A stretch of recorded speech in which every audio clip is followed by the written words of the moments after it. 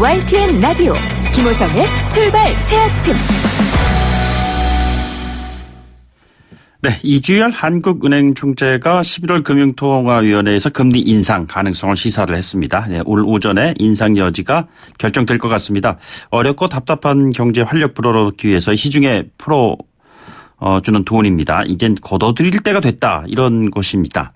돈을 걷어들일 경우에 어떤 또 문제가 생길는지요. LG경제연구원의 조영무 연구위원을 연결하겠습니다. 위원님 안녕하십니까? 네, 안녕하십니까? 네, 이번에 기준금리 올릴 가능성, 지난번에 저희들과 얘기하셨을 때 10월, 11월 두 차례 중에서 아마 11월에 올리지 않을까 이렇게 전망을 하셨거든요. 네. 어떻게 보십니까? 예, 그때 예상했던 것처럼 네네. 올해 마지막 금통이죠.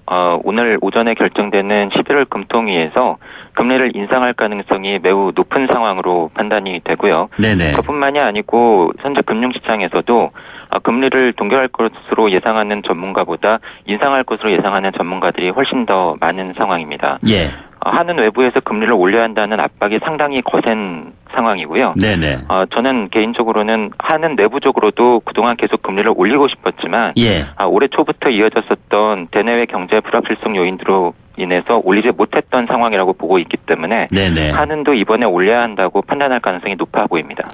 금융투자협회 조사 최근에 따르면 응답자 79%가 금리 인상을 전망했다, 이런 기사도 나오고 그랬거든요. 자, 네. 그렇다면 금리 인상을 했을 때 나타날 수 있는 여러 가지 문제, 그리고 물론 장점도 있겠습니다만 어떻게 보고 계십니까? 이 성장률이라든가 고용, 가계 대출 이런 걸 다 종합적으로 봤을 때 어떤 영향이 있을 걸로 우리가 생각을 해야 될까요? 최근에 많이 받은 질문인데요. 한국은행이 어떻게 할 것 같으냐? 네네. 이번에 올릴 가능성이 상당히 높다. 하지만 어떻게 하는 게 좋겠느냐? 신중할 필요가 있다. 이렇게 말씀을 드리고 있는데요. 네네. 그 이유는 금리 결정과 관련된 주요 우리 경제 변수들을 보면은 금리를 올렸을 때의 충격을 과연 우리 경제가 감내해낼 수 있을 것인가에 대해서 우려스러운 부분이 많기 때문입니다. 네네.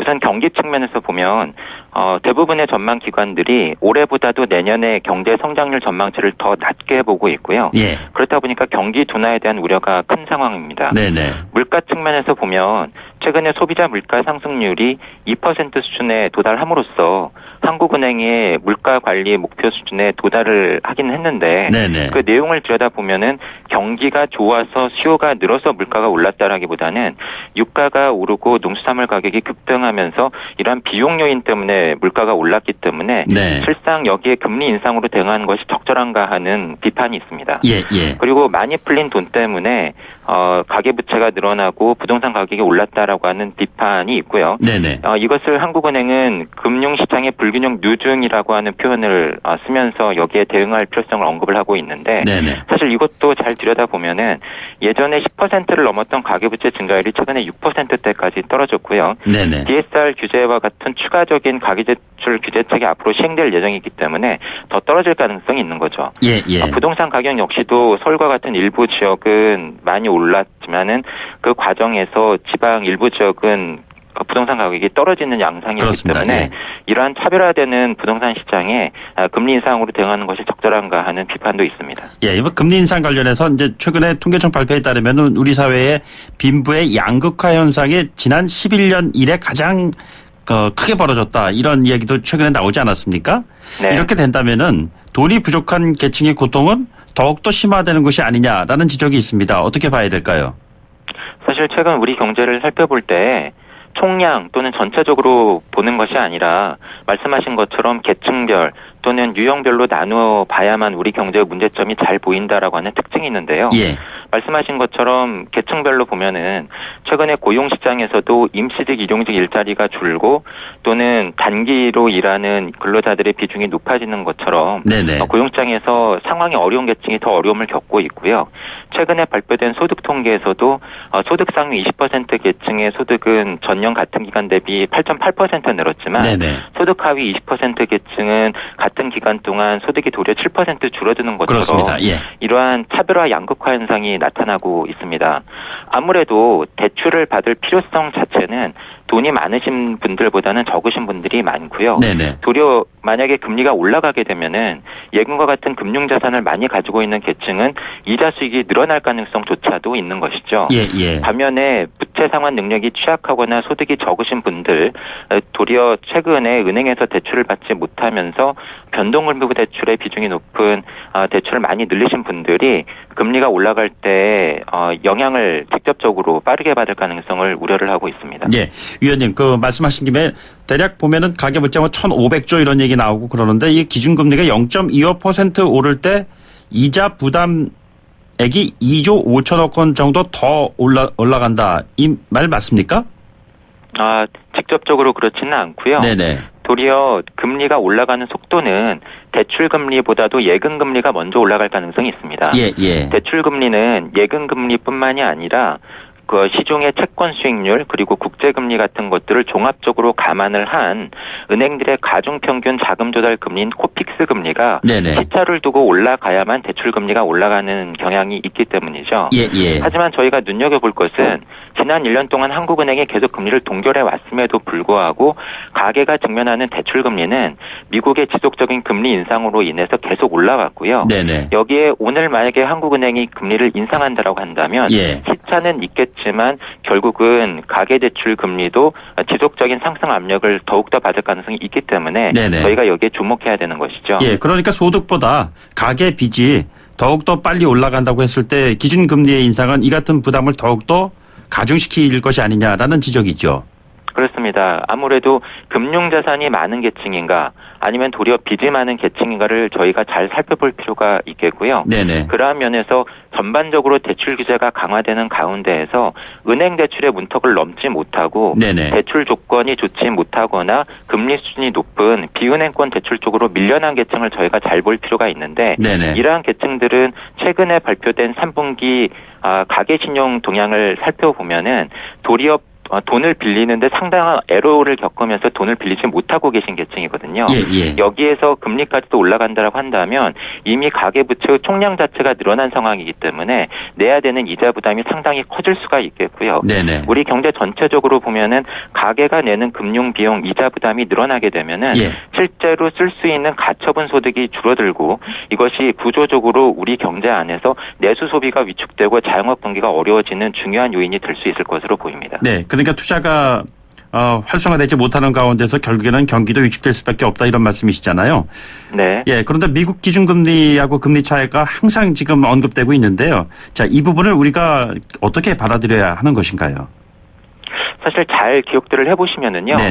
작년부터 많은 분들이 우리나라 금리보다 미국 금리가 더 높아지면 외국인 자금이 많이 빠져나갈 거다. 그래서 우리가 금융위기를 겪을 거다라고 하는 말씀들을 많이 하셨죠. 그렇습니다. 그런데 사실은 이미 3월부터 우리나라 정책 금리는 미국보다 낮아졌습니다. 그런데 실제로 외국인 자금이 많이 빠져나갔느냐. 지금까지 총량으로 보면 도리어 들어왔고요. 주식시장에서는 들락날락하는 모양새를 보였지만은 도리어 채권시장에서는 9월 정도를 제외하고서는 계속 돈이 들어왔거든요. 말씀드리고 싶은 것은 소폭의 금리 역전만으로 외국인 자금이 움직이는 것이 아니고요. 도리어 외국인 자금의 국내 투자에 있어서는 금리 차도 중요하지만 환율이 중요합니다. 그래서 외환시장에서 원화 가치가 떨어질 것으로 예상하느냐 올라갈 것으로 예상하느냐에 따라서 외국인 자금이 올해 들어서도 많은 영향을 받는 모습을 보여왔다. 그런 면에서 볼 때 단순히 미국보다 금리가 낮아졌다라고 하는 것을 우려할 것이 아니라 환율의 움직임이 어떻게 될 것인가 그리고 환율의 움직임이라든가 외국인들이 우리나라를 보는 시각을 결정적으로 좌우하는 우리 경기가 어떻게 될 것인가 우리 산업 경쟁력을 외국인들이 어떻게 보는가에 보다 더 관심을 기울일 필요가 있는 것으로 보입니다. 예, 최근에 그 한은이 올해 성장률 2.7%로 하향 조정을 했었는데요. 보면은 물가가 계속 오르고 경제는 지금 하강 국면이고 소득은 정체되고 이른바 스태그플레이션을 우려하는 분들이 참 많이 있는데요. 이럴 가능성에 대해서 어떻게 바라보고 계시는지요? 네, 실제로 말씀하신 것처럼 대부분의 전망 기관들이 올해보다 내년 성장률 전망치를 낮게 보고 있고 그런 상황에서 소비자 물가 상승률은 2% 수준까지 올라왔고 서민들이 체감하는 물가는 아무래도 생필품이라던가 농수산물 가격이 많이 올랐기 때문에 체감 물가는 매우 높은 상황이고요. 그래서 실질적으로 이러한 상황, 경기는 안 좋은데 물가가 오르는 상황을 경제학에서는 스태그플레이션이라고 부릅니다. 그러면서 보면은 정도의 차이겠지만 결국은 스태그플레이션과 유사한 국면으로 진입하고 있는 것으로 보입니다. 예, 한 걸음 더 나가서 슬럼프플레이션 얘기까지 하시는 분들이 있습니다. 그런 최악의 상황까지 갈 수 있을까요? 결국은 내년 우리 경기가 어느 만큼 어려워지는가에 네네. 달려 있다라고 보겠는데요. 금리가 높아지면 오늘 저희가 많이 이야기를 한 가계의 이자 부담뿐만이 아니라 네네. 기업들의 이자 부담도 높아지게 되고요.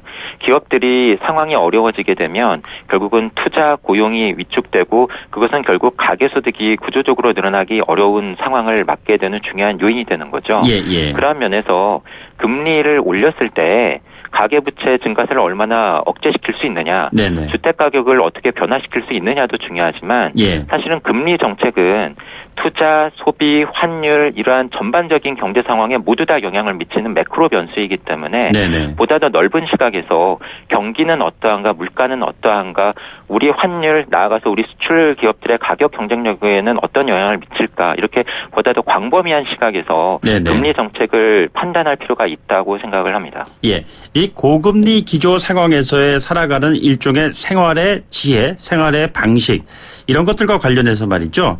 해외 사례라든가 또는 국내에서 이 부분을 좀 잘 극복해 나갈 수 있는 좋은 방안들 이런 논의된 내용들이 혹시 없습니까? 사실은 계속 이어지지 못했는데요. 네네. 저 개인적으로는 어려운 상황을 맡고 계신 분들의 고통을 어떻게 완화시켜줄 수 있는가와 관련을 해서 네네.